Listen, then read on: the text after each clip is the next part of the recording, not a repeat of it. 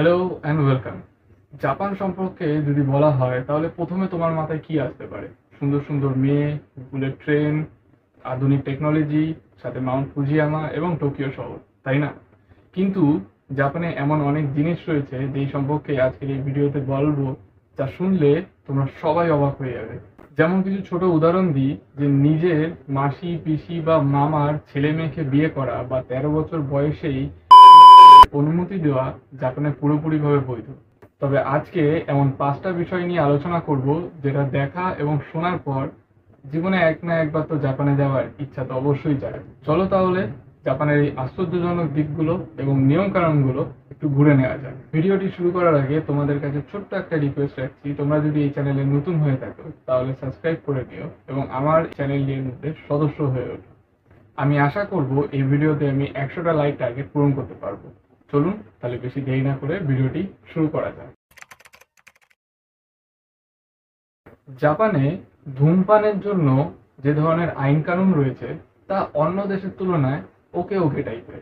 Basically যার যখন ইচ্ছা যেখানে ইচ্ছা ধূমপান করতে পারে, এখানে কারো কোনো আপত্তিও নেই।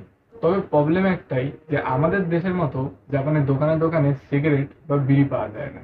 এখানে ভেন্ডিং মেশিন থেকেই তা কিনতে হয়। জাপানে এক ধরনের ট্যাসপো নামক আইডি কার্ড পাওয়া যায়, যা পাঞ্চ করা মাত্রই ভেন্ডিং মেশিন থেকে ধূমপানের যাবতীয় সামগ্রী বের করে আনতে পারে। তবে ভারতে এবং অন্যান্য দেশে যেমন ধূমপানের বিষয় নিয়ে কড়াকড়ি থাকে, তা জাপানে তেমনটা দেখা যায় না।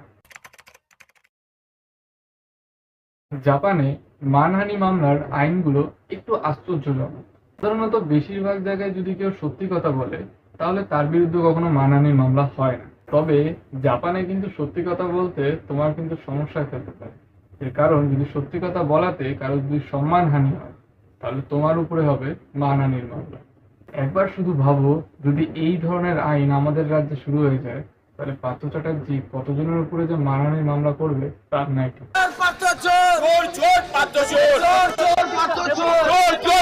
যদিও বলা যেতে পারে যে জাপানে এই ধরনের আইন মানুষের মান সম্মানের উপরে বেশি গুরুত্ব দিয়ে থাকে।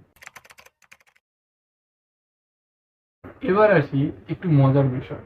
জাপানে তুমি যদি জন্মাও আর তোমার যদি নিজস্ব কাজিন থাকে, আর সে যদি ফার্স্ট কাজিন হয়, হয়তো মেয়ে হতে পারে বা ছেলেও হতে পারে, তাহলে তো তোমার আসলে এটি মেইজি যুগের পুরনো ঐতিহ্য থেকে চলে এসেছে। আর এর প্রধান কারণ হচ্ছে পারিবারিক আধিপত্য রাখা। यदि दो सगे भाई या दो सगी बहन अपने रिस्पेक्टिव किड्स की शादियां आपस में करवा दें तो इसे पैरेलल कजन मैरिजेस कहते हैं। তবে এমন ধরনের প্রথা যা কাজিন বা নিজের পরিবারের সদস্যকে বিয়ে করা পৃথিবীর নানা প্রান্তে ইলিগাল বা ব্যান হলেও দক্ষিণ ভারত এবং জাপানের মতো দেশে এটি পুরোপুরি legal. National family health survey 5 का डेटा ये शो करता है कि जहां पूरे भारत में कंsanguineous या फैमिली के अंदर ही कजन्स या दूसरे डायरेक्ट ब्लड रिलेटिव से मैरिज का प्रेवलेंस लगभग 11% है, तो वहीं साउथ के 4 बड़े स्टेट्स में ये इस आंकड़े से 2.5 गुना है। জাপানে এক সময় কার্যকলাপের জন্য সম্মতির বয়স মাত্র 13 বছর ছিল। কি শুনতে অবাক লাগছে, তাই না? 13 বছর, ভাবতে পারছো বয়সটা কত? মানে ওই 7 থেকে ক্লাস 8-এ, অর্থাৎ ক্লাস 7 বা 8-এর পড়া একটা বাচ্চা ছেলে অথবা মেয়ে, সে তার যৌন কার্যকলাপের জন্য সম্মতি দিতে পারে। পৃথিবীর যে কোনো আধুনিক দেশে যেটির বয়স 16 থেকে 18, সেখানে জাপানের মতো দেশে এটি মাত্র 13 বছর। তবে 23 সালে এটি বাড়িয়ে 13 থেকে 16 বছর পর্যন্ত করা হয়, যাতে জাপানের বাচ্চারা সুরক্ষিত থাকতে পারে।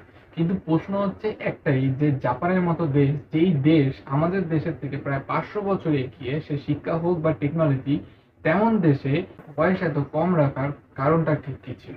তবে কারণটি এটা নয় তো যে কোনো ইন্ডাস্ট্রিকে প্রফিট মার্জিন বাড়িয়ে দেওয়া বাচ্চাদের মাধ্যমে। আর খাবারের কথা সে আর কি বলি, একবার যদি শোনো জাপানের খাবারের লিস্ট কি রয়েছে, শুনলে বমি চলে আসবে। আমি নিজে জানি না যে সারা বিশ্বে এমন অখাদ্য খাবার কেউ খায় কিনা। বাসাসি অর্থাৎ কাঁচা ঘোড়ার মাংস। ঘোড়ার মাংস ছোট ছোট পিস করে কেটে তার সয়া সসের সাথে ডুবিয়ে, রসুনের সাথে ডুবিয়ে খাওয়া হয়। বুঝতে পারছো, কাঁচা ঘোড়ার মাংস খাচ্ছে জাপানে। আরে রান্না করা হলেও তো একটা কথা ছিল, এ তো কাঁচা। বমি লাগছে কথা শুনে। দাঁড়াও দাঁড়াও, আরো আছে, যেমন সিরাকো অর্থাৎ মাছের শুক্রাণু। মাছের শুক্রাণু পর্যন্ত জাপানে খায়।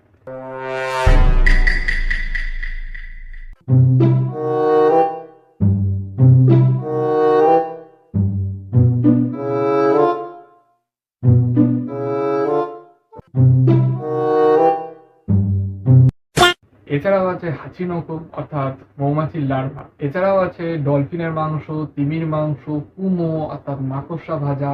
আর লাস্টলি যেটা আছে তা হচ্ছে হাবুশেক, এর অর্থাৎ হচ্ছে সাপের মাথা দিয়ে তৈরি মদ। আর এইটা দেখে আরো ঘৃণা লাগে যে সেই মদের বোতলের ভেতরে একটা আস্ত সাপের মাথা ভেসে থাকে।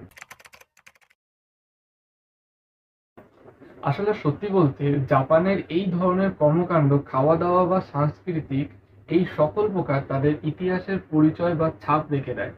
অদ্ভুত লাগুক বা আকর্ষণীয় লাগুক, এই সকল ধরনের কার্যকলাপ একটা দেশকে অন্য সকল দেশের থেকে আলাদা বানিয়ে রাখে। তোমার কি মনে হয় এই আদি যুগের আইন এবং চালচলন কি পরিবর্তন করা সত্যিই দরকার, নাকি এটাই তাদের বৈশিষ্ট্য? কমেন্ট বক্সে অবশ্যই জানাবে। আর যদি জাপানে যাও, এইসব জিনিস কিন্তু অবশ্যই মাথায় রাখবে।